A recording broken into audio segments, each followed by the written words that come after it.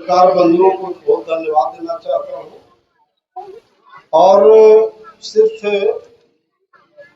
जो धरना का मुख्य बिंदु है उस पर आप लोग का ध्यान आकृष्ट करना चाहता हूँ, क्योंकि हजारों लोगों ने कुर्था विधानसभा क्षेत्र के सभी जाति संप्रदाय के लोग पार्टी और जाति से ऊपर उठ करके लोग यहाँ आए हैं, उनको हम धन्यवाद देते हैं। और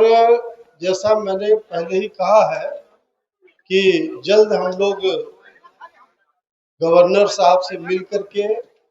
और यहाँ की जो मुख्य समस्या है पुनपुन परियोजना हमीदनगर बांध का, उसको हम लोग कार्यान्वित करेंगे। साथ ही साथ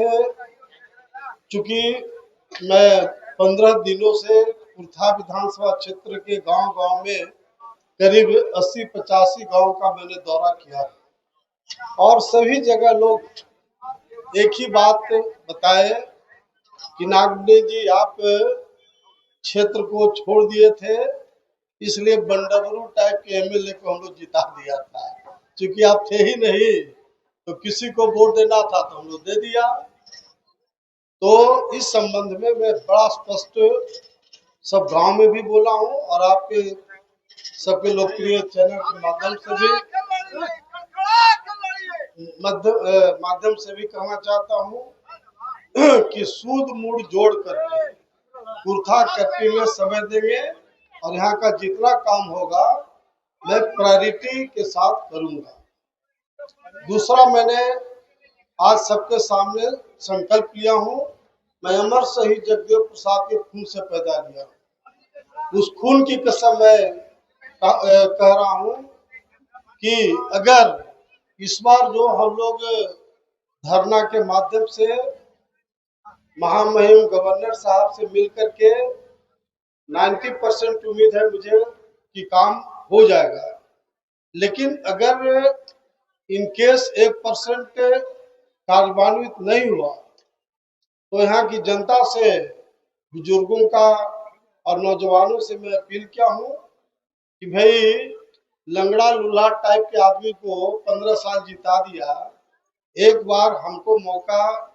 आगे दीजिए विधानसभा में। और मैं स्पष्ट रूप से कहा हूँ कि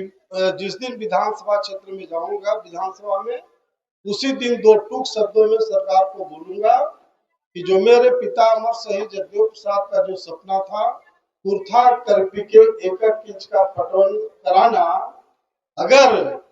उस तरह का प्लान, उस तरह का कैनाल नहीं बना तो मैं दूसरे दिन